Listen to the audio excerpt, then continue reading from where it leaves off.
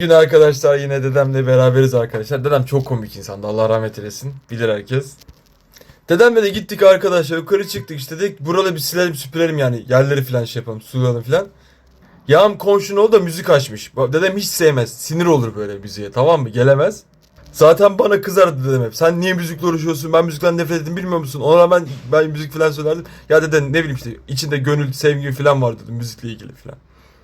Sonra yan komşuda da Big Box atmış. Dış dış hareketler yapıyor. Dedem aldı elindeki şeyi arkadaşlar. Elindeki şey vardı böyle. Bir şey vardı elinde. Bir fırlattı. Tak cam bir kırıldı, anasını satayım.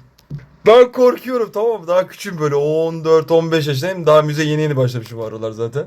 Dedem tutamıyorum. Kapat lan o müziği.